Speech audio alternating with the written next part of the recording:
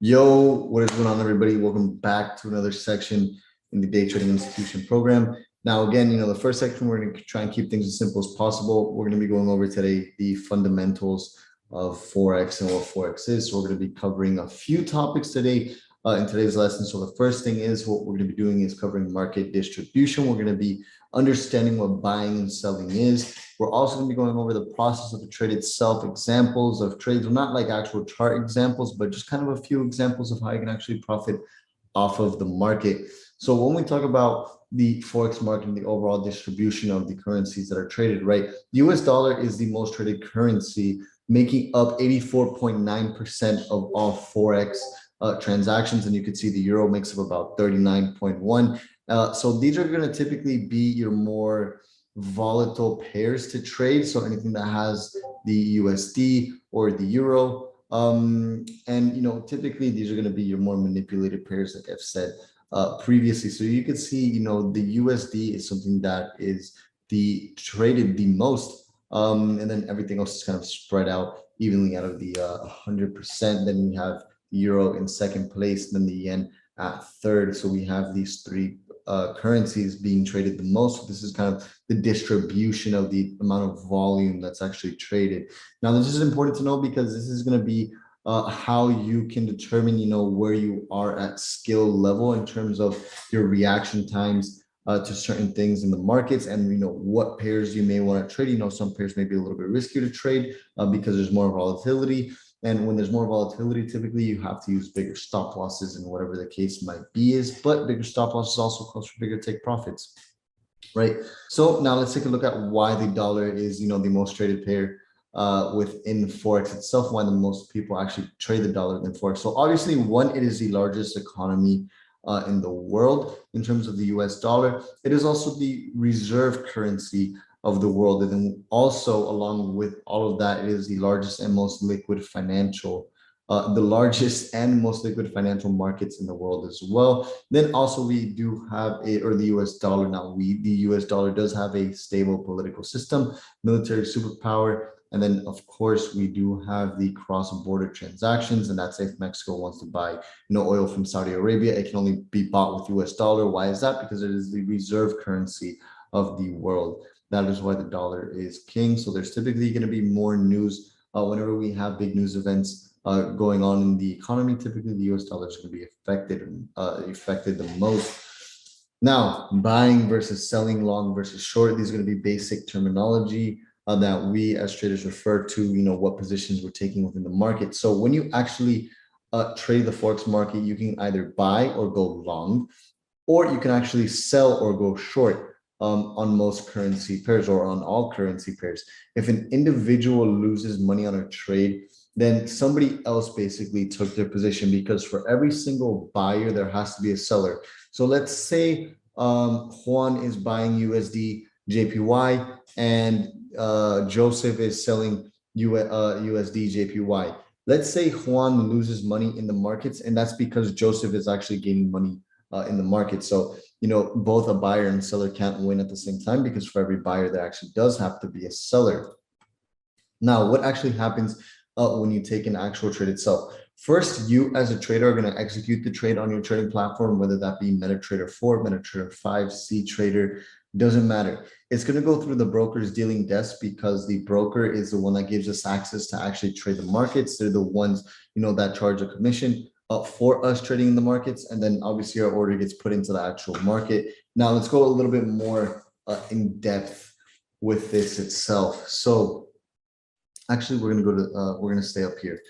So now let's do a quick breakdown on the broker itself. So when you actually, before you even execute a trade, you as a trader need to be not in contact with the brokerage, but you already know who your brokerage is and who you're going to have your trading capital with. This is going to be the people that are going to give you access to liquidity, to the market itself, so you can actually trade. So when you make money, it goes back in your pocket. When you lose money, it goes back into the bank's pocket or the liquidity's pocket, right? So when you actually execute a trade, this can either go one of two ways. You have the broker that's putting your trade straight through the liquidity provider, or you may actually just be trading with and or against the broker. So we have actually two things in terms of Forex brokers. Well, let's just say this broker, he is an A book broker, a book, and this broker, let's just say he's a B book broker, right? So the difference between A book and B book is when a brokerage, now typically, most unregulated brokerages do both. It's not necessarily a bad thing, but you guys need to know this information, right? So when you execute a trade, and depending on if you're an A book broker, right? This example is going to be for the A book broker. When you actually execute a trade in an A book broker, what you're doing is you're placing an order. They're the actual middlemen in this transaction. You're placing an order on their platform, which is an A book brokerage. Now, again, most brokerages do both. Typically, profitable traders will be put in the A book, right? Now, when you actually place your trade, all the brokerage is simply doing is when your account is under the A book, is they're processing your transaction to the liquidity provider or the bank, and they're charging a commission, or they're going to charge their fees, commission, swaps, and spreads. Typically, that's how the brokerage is going to make money through the A book, right? Now, when you actually place a trade, right, and let's keep in mind this guy's the B book,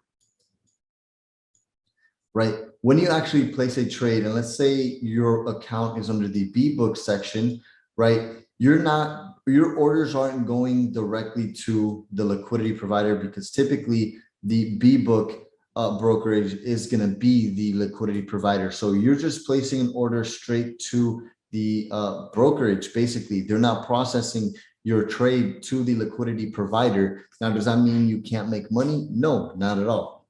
On the contrary, actually.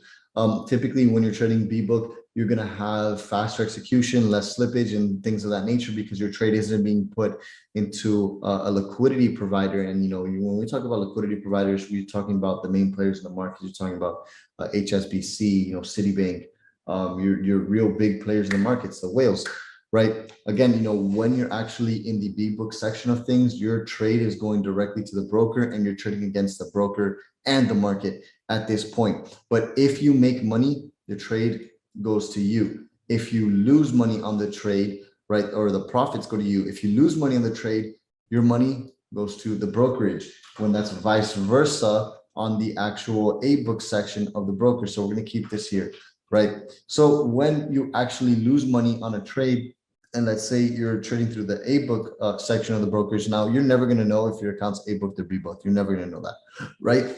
But when you actually make money on an A book brokerage, the brokerage doesn't lose money because they still made their money on commissions, right?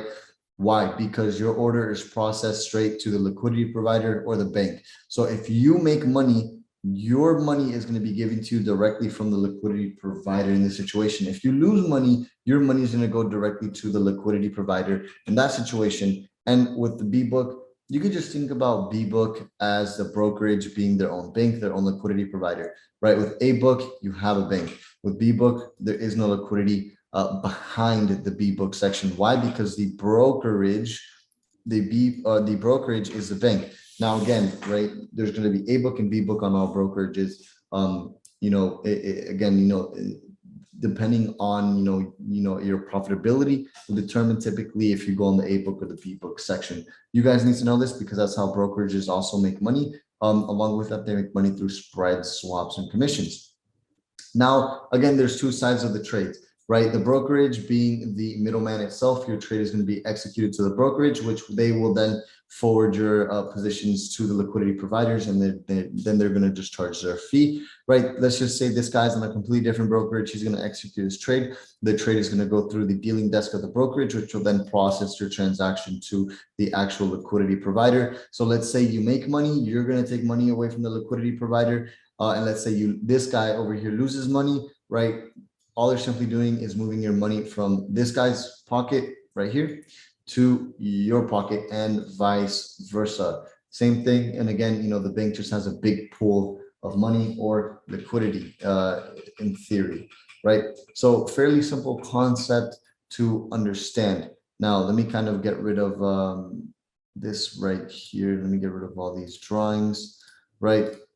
So now when we talk about, an example of buying, right? Let's just say let's just say we're going to be trading here gold, right? So let's just say, let's kind of draw a little graph here, right? Let's say we're going to be trading gold. Let's say price is at 1700, and then at our lows we have, I don't know, let's put it at 1650, right? Let's say price is doing something like this, bouncing from 1650 to 1700. This is just going to be a basic example for you guys, right? So when you actually take a long position here, and this is where you enter the market, and this is current market price here, right? As price goes in your favor and you're long, all you're simply going to be doing is you're going to be making money, meaning your account balance will have an open equity that is positive, that is in the money, right? And let's say you want to close your position here. So let's say you bought in here at 5 lots, meaning you're making $5 a pip, right? And let's say this price range difference is 50 pips. So if you're making $5 a pip, and we can get into the more dynamics, we will get into the more dynamics of what is a pip and everything else later on. But if the market goes up 50 pips in your favor because you bought and the value of gold went up from 1650 to 1700, then all you're simply going to be doing is making a $2,500 gain. So now the same thing goes for when you're actually going to be selling, right? So let's say you decide to actually take a sell position, which honestly, what I'm going to do here is just simply move this down, right? Now, let's say you're going to be taking a sell position at 1700 here, right? Let's say, again, the chart looks exactly the same, but you decide to take a sell position here for whatever reason you choose to take that sell position, whatever your logic behind the trade is. If you enter your short position right here where I drew this line, right, let's say at 1699, right? And price goes in your favor, meaning price is dropping, and now it's trading at 1650 for 5 lots, and the market dropped 50 points, right? You're going to be in profit roughly $2,500. Now, determining what lot size you're going to be using is all based off your account balance, but I kind of want to keep things a little bit simple for now. Just kind of wanted to give you guys an example, buying and selling, how you can actually profit, and hopefully you guys did understand this. Hopefully this wasn't too complicated for you guys. But anyways, if you guys ever again have any questions, feel free to reach out to me, be active in the community Discord, and a lot of people will help you out. So hopefully you did understand this, and I'll talk to everybody in the next section.